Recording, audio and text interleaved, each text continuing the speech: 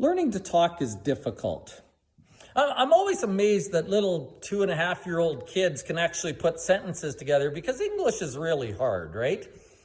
But it's funny when they make mistakes too.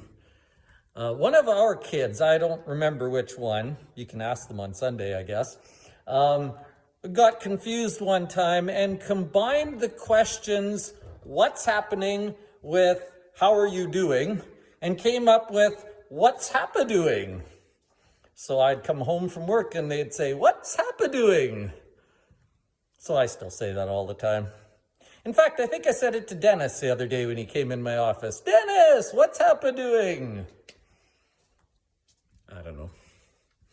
My point is, learning how to speak properly is difficult. It's hard to do. I think that's true when it comes to spiritual things as well.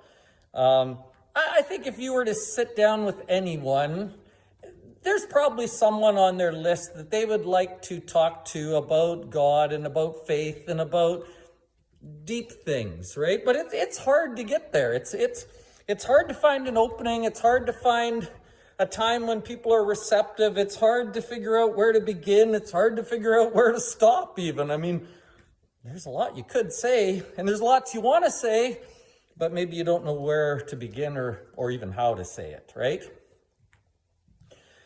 This week's lesson is going to help with that a little bit. This week's lesson is called Learning to Talk, Sharing the Unchanging Truth in New Ways.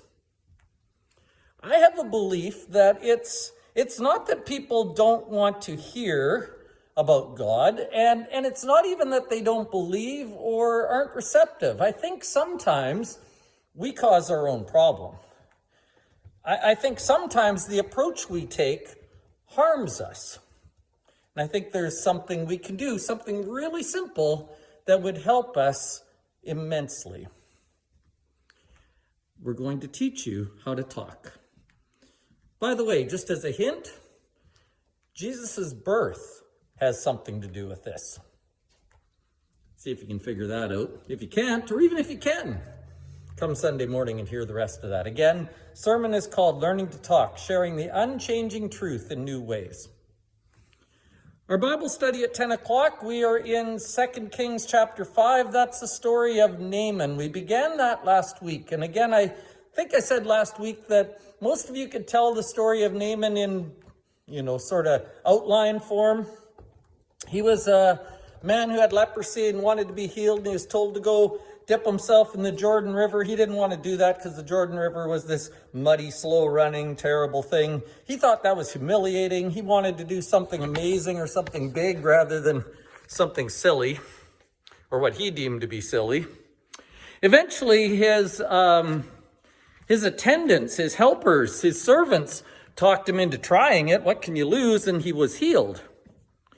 And that's where we left the story last week, essentially. We had a really good discussion about lots of different things, and we kind of left the story there, and it was really happy. Happy ending. The only problem is we're only halfway through the chapter.